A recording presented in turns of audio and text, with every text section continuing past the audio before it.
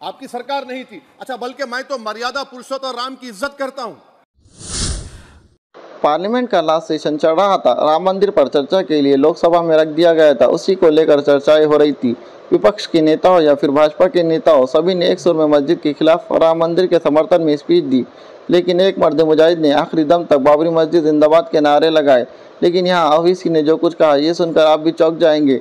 लेकिन हम आपको दिखाना चाहते हैं कि जिस तरीके से असदुद्दीन ओवैसी ने सिर्फ इतना कहा कि हम पुरुषोत्तम राम की इज्जत करते हैं, उन्होंने ये उन लोगों के मुंह पर तमाचा मारा है। उन लोगों को कहा है जो ज़बान पर राम और बगल में चोरी का काम करते हैं, जो हमेशा हिंसा और झड़प की बातें करते हैं, हिंसा और झड़प के बढ़ावा देते हैं, ऐसे लोगों को मुंह पर जोरदार तमाचा मारा है। लेकिन इसके बाद जो रिएक्शन मिला, उस समय असदुद्दीन ओवैसी उठकर चले गए थे।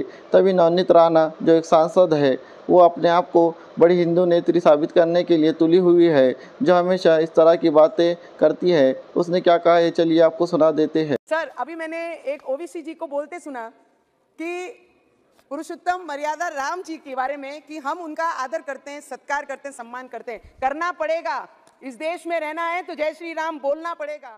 तो जो कुछ बोला था इस नवनीत राणा ने, सोचिए असदुद्दीन ओवैसी अगर मौके पर मौजूद होते तो उनको किस तरीके से जवाब मिलता। असदुद्दीन ओवैसी वहाँ मौजूद होते तो नवनीत राणा को करारा जवाब मिलता। लेकिन नवनीत राणा की हिम्मत नहीं हुई जब असदुद्दीन ओवैसी वहाँ मौजूद थे। लेकिन नवनीत राणा ने ये समझते हुए और ये सब जानते हुए कहा कि ओवैसी साहब यहाँ से निकल चुके हैं और उन्हें कोई पलटवार में जवाब नहीं मिलेगा।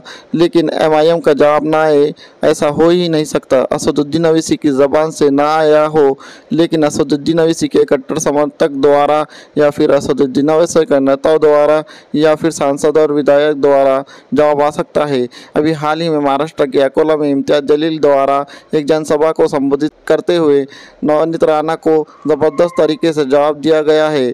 लेकिन आपको ये सुना देते हैं कि क्या कुछ कहा है इम्तियाज जलील ने नवनीत राणा के बारे में। बहुत फड़फड़ा रही है, वो तो उसकी किस्मत थी कि आखिरी दिन था, मेरी फ्लाइट थी।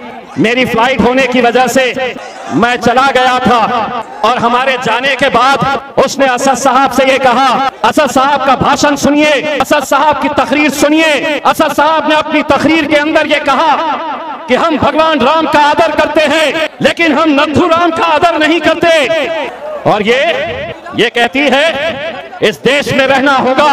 तेरे बाप के जहेज में आया है क्या ये मुल्क? एक तो हम हल्के लोगों के मुंह लगते नहीं हैं। अगर मुझसे कहती तो भी मैं बर्दाश्त कर लेता, लेकिन अगर मेरे खायत के बारे में अगर एक शब्द भी अगर कहा, सूद के साथ लौटाऊंगा और यहाँ पे नहीं तेरे घर पे आके अमरावती में आकर तुझे चुनौती दे रहा हूं।